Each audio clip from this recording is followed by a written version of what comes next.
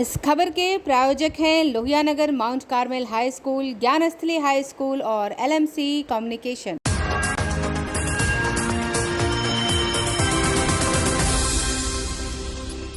नमस्कार, मैं हूं दिव्या और आप देख रहे हैं आंखें न्यूज 24। आइए सबसे पहले नजर डालते हैं आज के मुख्य समाचारों पर। केंद्रीय गृह मंत्री अमित शाह के बिहार दौरे पर जदयू ने कहा, बिहार में घृणा फैलाना चाहते हैं अमित शाह।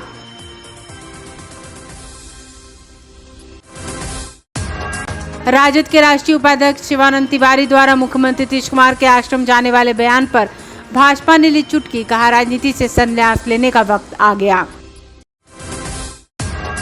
चिराग पासवान ने खुद को बताया मौसम वैज्ञानिक का पुत्र, कहा बिहार में कभी भी हो सकते हैं मध्यावधि चुनाव।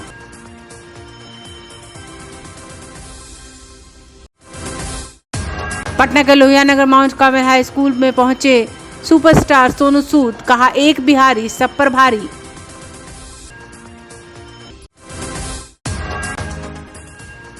और पटना पायरेट्स कबड्डी टीम के हेड रवि शेट्टी ने कहा, राष्ट्रीय और राज्य स्तर पर खेल को प्रोत्साहित करने की है आवश्यकता। अब समाचार विस्तार से। केंद्रीय गृह मंत्री अमित शाह के बिहार दौरे पर मंत्री मदन सहनी का बड़ा बयान सामने आया। उन्होंने कहा है कि अमित शाह बिहार में विकास करने नहीं, समाज में आग लगाने आ रहे हैं। अमित शाह यदि कुछ देना चाहते हैं तो युवाओं को रोजगार दे, जो वादा केंद्र सरकार ने किया है उसे पूरा करे। लेकिन इनकी मंशा स्पष्ट है, यह बिहार के लोग भी जान चुके हैं। जिस इलाकों को उन्होंने चुना है वहां क्या करने आ रहे हैं सब जान चुके हैं। बिहार में उनकी दाल नहीं गलने वाली। मुख्यमंत्री नीतीश कुमार के नेतृत्व में बिहार में विकास हो रहा है। बिहार वासियों में आपसी भाईचारा और प्रेम है। अमित शाह के आने से बिहार में कोई फर्क नहीं पड़ेगा। ये आपको उनके बयान से नहीं लग रहा है? एक कहावत है कि लंका में जो सबसे छोटा है वो 52 हाथ का है। तो ये लोग जो है कोई बिहार के अंदर में गृह मंत्री भी विकास का काम करने तो नहीं आ रहे हैं, और न ही जो उन्होंने घोषणा किया था कि हम युवाओं को रोजगार देंगे उस काम के लिए तो आ नहीं रहे हैं। ये तो समाज में जो है समाज में आग लगाने के लिए आ रहे हैं। और इनके छोटा नेता का भी वही काम है, जो बिहार के भाजपा के नेता हैं उनका भी यही काम है, समाज में जो है सो विषमता फैलाना, समाज में आपस में लड़ाने का काम करना। और इनके जो बड़े नेता आ रहे हैं वह भी जिस इलाका को चुने हैं उस इलाका में वो क्या करने जाएंगे और क्या घोषणा करेंगे ये सब आप लोग को मालूम है। इसलिए यहाँ उनका दाल गलने वाला नहीं है। बिहार में अमन चैन है और माननीय मुख्यमंत्री श्री नीतीश कुमार जी के नेतृत्व में बिहार में जो विकास हो रहा है और जो शांति सद्भाव का माहौल है वह उनके आने से कोई फर्क नहीं पड़ने वाला है। बिहार तेजी से विकास करेगा। शिवानंद तिवारी का भी बयान आया कल, जिस तरीके से उन्होंने नीतीश कुमार को आश्रम में रहने की सलाह दी, कैसे देख रहे हैं? क्या आप देखा जाए महागठबंधन में भी अंदरूनी गलत है? उनके बयान को हमने भी सुना है। उनके कहने का आशय क्या था ये तो हम अभी नहीं जानते हैं, लेकिन जो उन्होंने कहा है वह कहीं से भी उचित नहीं है। अब वो अपने बारे में जो चीज़ उनको लागू होता है वह माननीय मुख्यमंत्री जी कितना एक्टिव 18 घंटा लगातार काम करने वाला तो देश में कोई दूसरा मुख्यमंत्री नहीं है। और जो आदमी जीवन में थका ही नहीं, सिर्फ लोगों को सेवा करना जानते हैं, उनको आराम से कोई लेना देना नहीं है। और जिनको आराम करने की आवश्यकता है या मन है वो खुद आराम कर सकते हैं, उनको किसी को सलाह देने की आवश्यकता है। राजद के राष्ट्रीय उपाध्यक्ष शिवानंद तिवारी ने राजद के राज्य परिषद बैठक में मुख्यमंत्री नीतीश कुमार को नसीहत देते हुए कहा है कि 2025 में तेजस्वी यादव को मुख्यमंत्री बना दे और वह खुद आश्रम खोल ले, जिसमें मैं भी चलूंगा। इसको लेकर बीजेपी ने नीतीश कुमार पर हमला बोलते हुए कहा है कि राजद के राष्ट्रीय अध्यक्ष के सामने उपाध्यक्ष ने मुख्यमंत्री को आश्रम जाने की नसीहत दे दी है। अब मुख्यमंत्री नीतीश कुमार को राजनीति से त्यागपत्र ले लेना चाहिए। शिवानंद तिवारी ने एक मित्र के नाते अच्छी सलाह दी है। मुख्यमंत्री का दिमाग काम करना बंद कर दिया हो तो बिहार की जनता ने 115 से 45 पर ला दिया है। वैसे मुख्यमंत्री को राजनीति से संन्यास ले लेना चाहिए। शिवानंद तिवारी जी ने सच्चे मित्र का धर्म निभाया है। जिस व्यक्ति का दिमाग साथ देना बंद कर दे, जिस व्यक्ति को प्रदेश की जनता साथ देना छोड़ दे, 115 से 43 पर ला करके पटक दे, जिस व्यक्ति को बड़े सहयोगी दल के राष्ट्रीय अध्यक्ष के सामने राष्ट्रीय उपाध्यक्ष संन्यास लेकर आश्रम जाने की बात करे, उस व्यक्ति को राजनीति से संन्यास लेकर आश्रम में जाना ही चाहिए। और आश्रम के लिए राजगीर से अच्छा जगह इनके लिए कुछ हो नहीं सकता है। जब भी ये पाला बदले हैं तो उसके पहले ये राजगीर जरूर गए हैं, वहीं मंथन करके ये पाला बदलते रहे हैं। आश्रम राजगीर में बना करके ये चिंतन मनन जरूर करें कि बिहार को आपने बार बार पाला बदलकर कितना नुकसान पहुंचाया है और कितना फायदा पहुंचाया है। नालंदा जिले के अंतर्राष्ट्रीय कन्वेंशन हॉल राजगीर में लोजपा आर का 3 दिवसीय प्रशिक्षण शिविर आयोजित किया गया है। शिविर का उद्घाटन पार्टी के राष्ट्रीय अध्यक्ष चिराग पासवान ने दीप प्रज्वलित कर किया। इस दौरान चिराग ने अपने को मौसम वैज्ञानिक का पुत्र बताते हुए कहा कि बिहार में कभी भी मध्यावधि चुनाव हो सकते हैं। संभवतः लोकसभा चुनाव के दौरान ही बिहार विधानसभा का चुनाव हो जाएगा। इसी को देखते हुए हम लोगों ने कार्यकर्ताओं को प्रशिक्षण देने के लिए यहां बुलाया है। उन्होंने साफ कहा कि बिहार में सरकार बदलते ही अपराधी बेलगाम हो गए, लगातार घटनाओं को अंजाम दिया जा रहा है। बता दें कि यह कार्यकर्ता प्रशिक्षण शिविर आगामी 2024 लोकसभा और 2025 विधानसभा चुनाव की तैयारियों को अभी से ही शुरू कर दिया गया है। इसके साथ साथ पंचायत स्तर पर पार्टी को मजबूत बनाने के लिए यह प्रशिक्षण शिविर बुलाया गया है। प्रशिक्षण शिविर में पार्टी के तमाम छोटे से लेकर बड़े नेता और पदाधिकारी उपस्थित थे। जी, अपने उद्घाटन भाषण में मैंने इस बात का जिक्र किया क्योंकि इस तैयारी को, ये जो शिविर है, इसको कहीं ना कहीं मैं मध्यावधि चुनाव के शंखनाद के तौर पर भी मैं देखता हूँ। यहाँ से हमारे लोग प्रशिक्षित होकर जाएं और जाकर अपने चुनाव की तैयारी में लग जाएं।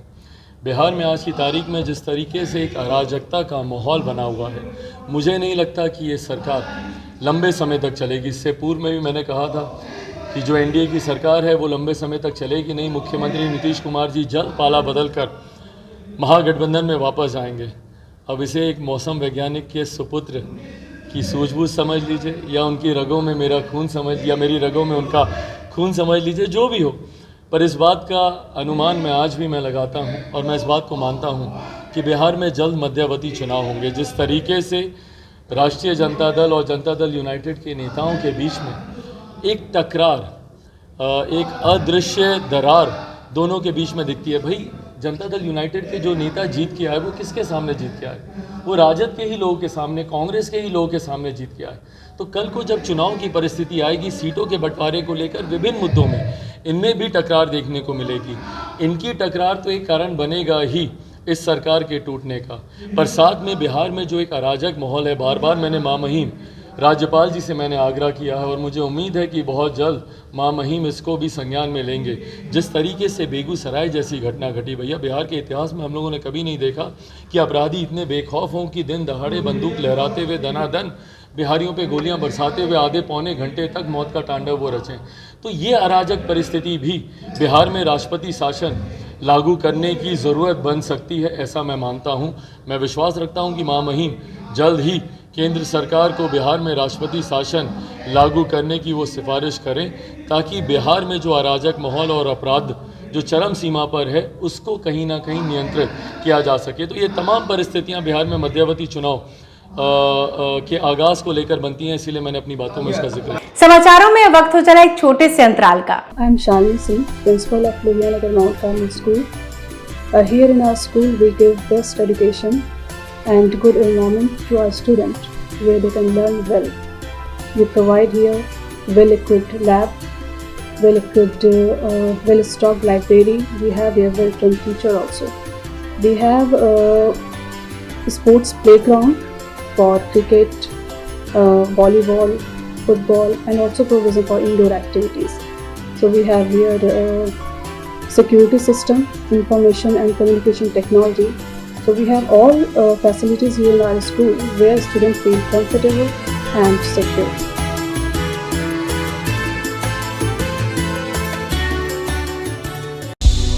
क्या आप पत्रकारिता के क्षेत्र में अपना कैरियर बनाना चाहते हैं? तो आज ही royal Ashoka institute of mass communication and journalism में अपनी जगह सुनिश्चित करें। आर्यभट्ट ज्ञान विश्वविद्यालय पटना से मान्यता प्राप्त 100% प्लेसमेंट के साथ royal Ashoka institute of mass communication and journalism नामांकन जारी है। हमारा पता है DS/16 गायत्री मंदिर के समीप, कंकड़ बाग, पटना 8,20,000। आप हमें संपर्क भी कर सकते हैं। हमारा मोबाइल नंबर है 9955456126। ब्रेक के बाद आपका फिर से स्वागत है। प्रसिद्ध बॉलीवुड अभिनेता और गरीबों के मसीहा कहे जाने वाले सोनू सूद आज पटना के Lohia Nagar mount Carmel high school पहुंचे, जहां उन्होंने बच्चों से संवाद स्थापित किया, बच्चों का हौसला अफजाई किया और साथ ही बिहार की तारीफ करते हुए कहा कि बिहार मेरा घर है, मेरे दीन बंधु सभी लोग यहाँ पे रहते हैं और मैं बिहार से बहुत प्यार करता हूँ। अपने भोजपुरी अंदाज में उन्होंने अपने फिल्म दबंग के कुछ डायलॉग भी लोगों को सुनाए और जिसके कारण लोगों में काफी खुशी देखी गई।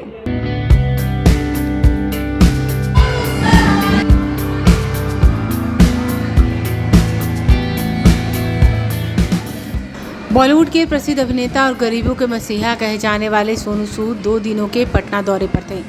अपने पटना प्रवास के दूसरे दिन सोनू सूद पटना के Lohia Nagar mount Carmel high school पहुंचे। सोनू के स्कूल पहुंचते ही स्कूल के बच्चों ने उनका जोरदार स्वागत किया।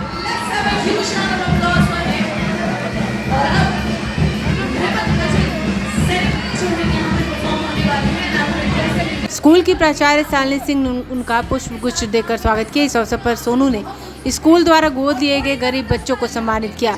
सोनू ने आर्थिक रूप से असमर्थ 2 बच्चियों करीना और मीठी के सफल और निःशुल्क ऑपरेशन के लिए मेडिकल अस्पताल के डॉक्टर निशिकांत और स्कूल के प्रयासों की सराहना की। वहीं सोनू ने स्कूल के बच्चों को पढ़ाई से संबंधित खास टिप्स भी दिए। सोनू यहाँ बिहारी अंदाज में नजर आए और कहा कि एक बिहारी सब पर भारी। वहीं बिहार के प्रसिद्ध व्यंजन लिट्टी चोखा की भी जमकर तारीफ की। आपका लिट्टी चोखा बहुत बढ़िया लागल। सबसे पहले तो मैं बहुत आभारी हूँ पंकज भाई का, जिन्होंने आज मुझे इस परिवार से मिलवाया। बड़े समय से हम लोग सोच रहे थे कि हमने आना है यहाँ पर और कई सारे बच्चे जरूरतमंद यहाँ पर पढ़ रहे हैं और बहुत हम लोग एजुकेशन के अंदर, मेडिकल के अंदर कोशिश कर रहे हैं कि ज़्यादा से ज़्यादा लोगों तक पहुँच पाए। तो आप लोगों से मिलना बड़ा ज़रूरी था। मैं सबसे पहले तो तहे दिल से आप लोगों को विश करता हूँ, सारे स्टूडेंट्स को। आप सबको देखकर वापस ऐसा लगता है कि वापस स्कूल में एडमिशन ले लूँ, क्योंकि ये जो समय है ये सबसे बढ़िया समय होता है स्कूल का। उसके बाद आप कॉलेजेस में जाते हैं, बिजी हो जाते हैं फैमिलीज के अंदर, लेकिन ये समय बेस्ट है। तो इसलिए खूब मेहनत कीजिए, अपने पेरेंट्स को प्राउड महसूस करवाइए।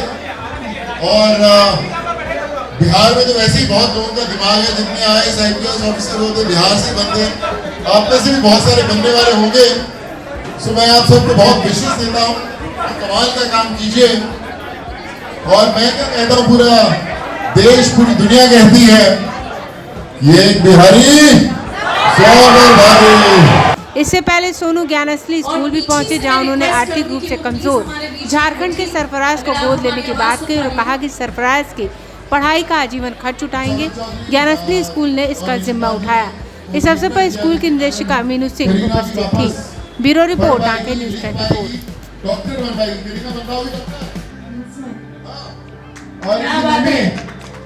सभी लोगों की तरफ से थोड़ी जबरदस्त तालियां छोटी सी बच्ची के नाम पे।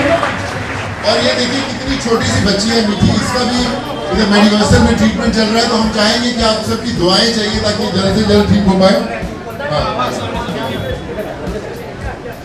ये सिर्फ दुआओं का असर होता है, हम लोग कुछ नहीं करते।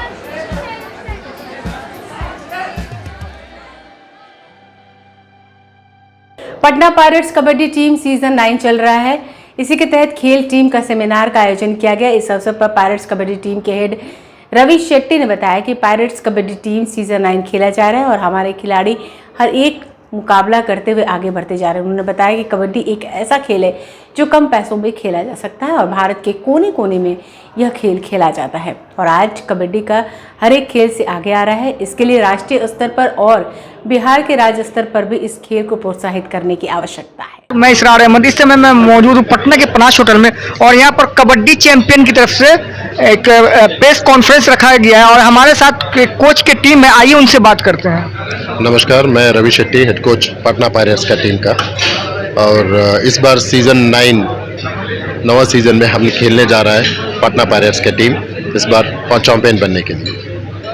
अगर हम खेल की बात करें, स्पोर्ट्स में बहुत सारे ऐसे खेल हैं, फुटबॉल है, क्रिकेट है, हॉकी है, कबड्डी है। और कबड्डी का एक महत्व था एक समय में, लेकिन अभी हम देखते हैं कि कबड्डी को मतलब कि कबड्डी के अलावा क्रिकेट और फुटबॉल को लोग आगे लेकर जा रहे हैं। और भी कई खेल हैं। नहीं, कबड्डी ही आगे आ रहा है। अभी क्रिकेट देख लिया तो क्रिकेट से आगे कबड्डी हमने बताना चाहता हूँ, क्योंकि हर कोने कोने में, हर गली गली में, हर छोटे छोटे गांव में कबड्डी खेल रहा है, कबड्डी मशहूर हो रहा है। और कबड्डी इतना आगे बन चुका है, मतलब वो कबड्डी खेलने के बाद, नेशनल रिप्रेजेंट करने के बाद बच्चे लोगों को जॉब मिल रहा है, ये सब कुछ योगदान मिल रहा है कबड्डी में। अभी हमारी कुछ दिन पहले सरकार चेंज हुई है, और सरकार चेंज होने के साथ कुछ मंत्रालय भी चेंज हुआ, खेल मंत्री भी चेंज हो गए हैं। तो आने वाले दिनों में क्या इस पर विशेष ध्यान देगा? नहीं, आने वाले जो ऐसे ही सेंट्रल में हमारा सेंट्रल से भी स्पोर्ट्स के लिए बहुत योगदान मिल रहा है। वो हिसाब से देख ले, सभी को गेम को, ना कबड्डी, सभी फुटबॉल, कबड्डी, सबके लिए वो योगदान मिल रहा है। सेंट्रल में भी स्पोर्ट्स के लिए आगे बढ़ने के लिए, देखिए पिछली बार एथलेटिक्स में कोई गोल्ड मेडल नहीं मिल रहा था, अभी पिछले ओलंपिक में और एशियन मेडल्स बहुत कुछ आ रहा है। इसलिए स्पोर्ट्स के लिए आगे जो भी गवर्नमेंट आ जाएगा, और गवर्नमेंट के हिसाब से हमारे को अच्छा योगदान मिल रहा है। आइए एक बार फिर नजर डालते हैं आज के मुख्य समाचारों पर। केंद्रीय गृह मंत्री अमित शाह के बिहार दौरे पर जदयू ने कहा, बिहार में घृणा फैलाना चाहते हैं अमित शाह।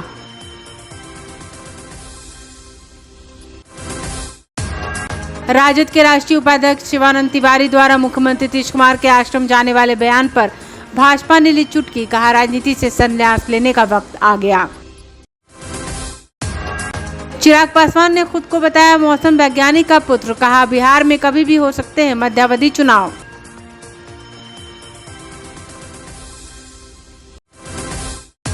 पटना के Lohia Nagar mount Carmel high school में पहुंचे सुपरस्टार सोनू सूद, कहा एक बिहारी सब पर भारी।